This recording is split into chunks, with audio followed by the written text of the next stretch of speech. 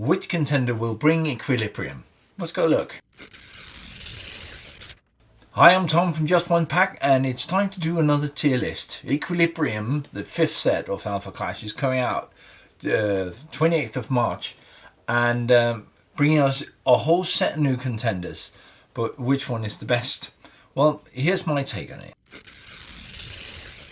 Now, at this tier list, if you haven't seen before, I have 4 stages. At the very top of the tier list is the Progenitor tier. The Progenitor tier is the contenders that will show up in meta and start defining new strategies for the meta of the game. Top rung contenders that will change the way the game works. And maybe go on to win Pro Tours. I got that one right last time. The second tier, one down, is the Harbinger tier. Now, the Harbinger tier is for contenders that might push their way with the right support into the top levels of gameplay. But right now, with what we know, it's not quite there yet. Below that is the Alpha tier. The Alpha tier is for strong competitors, interesting competitors that you might be able to brew something useful with. Not just for the laughs, but trying to be the better deck builder. And at last, the lowest tier is the Paul tier, named after a fan favourite. And that tier is for sort of the meme decks, the contenders we want to build and play because they are the ones they are. So that's the tier list. Now, who goes where? So first up is Avenging Guy, LARPing Expert. Now, to play this contender, you need to get your card draw from somewhere else, otherwise you're going to run out of cards. So the contender itself usually is a source of card draw, but not the case with the Avenging Guy. The only way I see Distract useful is as a sort of evasion thing, or the most useful part is the evasion thing. The -2, -0, if you have a clash count, could be if you do multiple attacks, so you can sort of trigger them into obstructing you. I find that you're very reliant on your opponent to doing just the right thing for you and having a very specific situation on the board. And I don't think that will be, while interesting, I don't think that will be anywhere near meta defining. So an interesting mechanic that doesn't really change all that much in the game on the top levels. However, it could be interesting with the right support. You could make something really interesting out of that. So it could be interesting to see how that would spin off. So even with that mechanic, I don't think that Avenging Guy will hit the top tier. In fact, I am going to put him quite a little lower, quite a bit lower at Alpha tier. Next up is Alpha Aster, the Omnipotent. So clearly, Alpha Aster wants you to play multiple colours. Any multicolour deck will have some benefit to this. There is the catch that block of text is almost a Yu-Gi-Oh card. So that might scare off non-experienced deck builders from even trying this. And there's a lot of mechanics you need to build into. It is almost as if he is supposed to be the centerpiece and the rest of the cast just revolves around him, much more so than with many of the other contenders. Now, that being said, I think there's a lot of very powerful strategies that could be built around him, whether that is leaning into the multicolor theme, or you just build a deck and utilize his powers. But still, he's going to be the centerpiece. I have no doubt in that.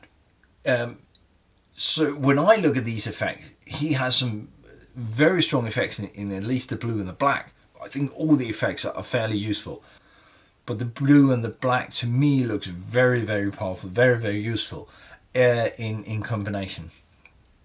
Also, it might be that strategy, that multicolored strategy, is a bit too scattered to be really meta defining. However, he is a strong contender for a top spot, I think. And he's Alpha Aster. So I I'm going to put him at Progenitor tier. Where else would you put him? Next up is Paul the Waiter. And the funny thing about this is that he actually is the name of one of the tiers. I never expected him to be a contender, but here we are. So there are three parts to this. First part is that this is the first contender who can obstruct. Now, obstructing with your contender means that you can pay your life total to keep game pieces on the board. That, for what I think his strategy is, it could be very, very useful. The other part is that he leans into weapons. Now, weapons has not been a very effective strategy so far. So unless the equilibrium comes along with a lot of more equipment in this way, that might be a drawback to the way he functions. But he leans heavily into the weapon setup. And the third part is that this obstruct ability you can use in the later part of the game to protect your life total by simply having things engage and survive until your opponent's turn, so they can't attack you with their first attack. So you can sort of choose when your contender takes the damage if there's multiple attacks on the way. That is very useful in my view. So the three parts of this, the three effects, works in my perspective very well in three different stages of the game. One early game where you can sort of keep your pieces, one in the middle so you can trick out your weapons, and lastly an ability to avoid the heavy attacks that you otherwise get. So really, really useful set of skills in my opinion. Will this setup save him and put him in the meta's defining spot? I don't think so. He's very powerful, and maybe with the right weapons we can sort of see that strategy move into the top tier, but that draws him a little back. So I'm going to put him in Harbinger tier. Let's see if he can grow into more. Next up is Major Dean. So let's look at him.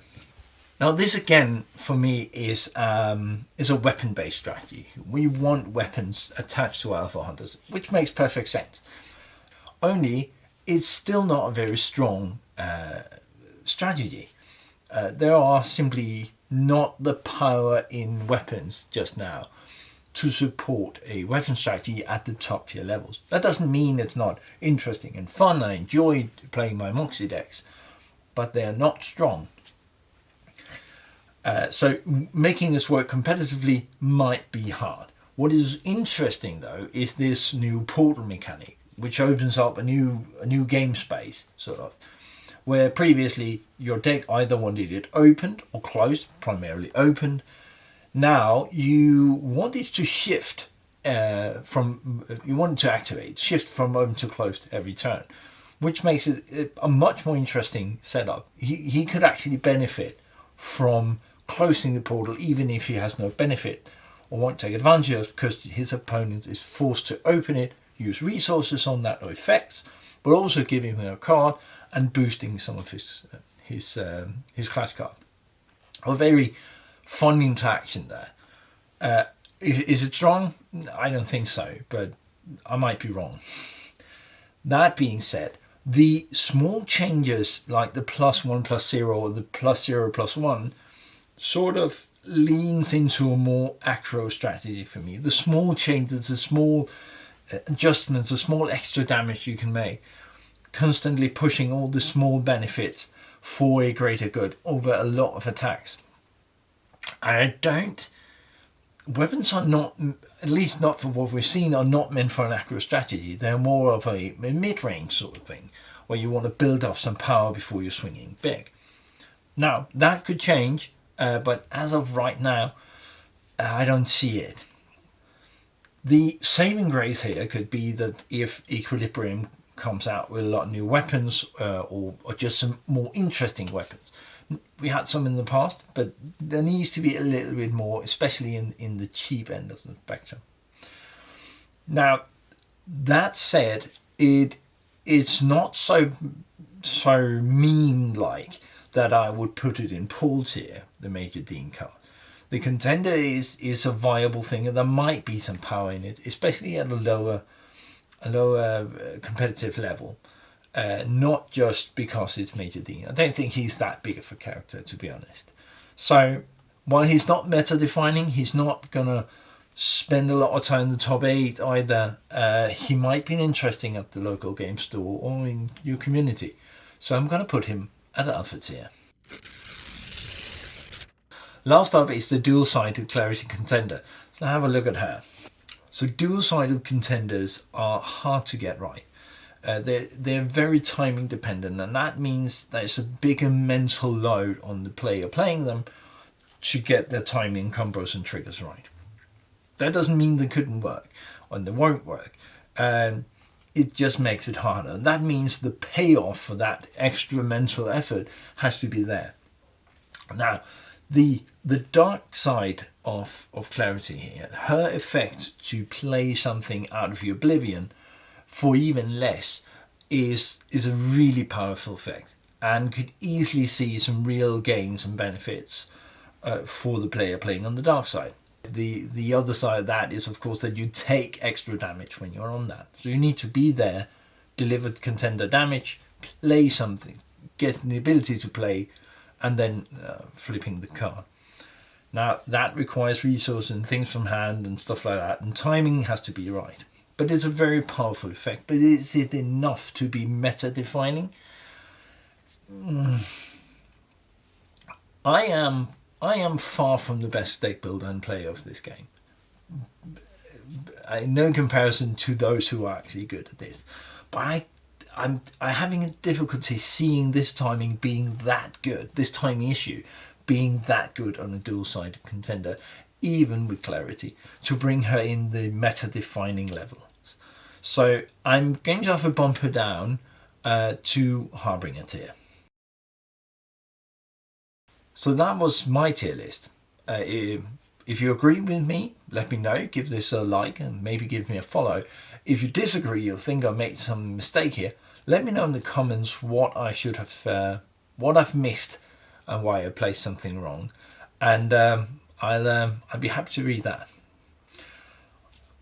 Other than that, it's just to say Equilibrium is out 28th of March. I am looking so much forward to it. It's starting to look like my favourite set yet. So I hope to see you then. Bye.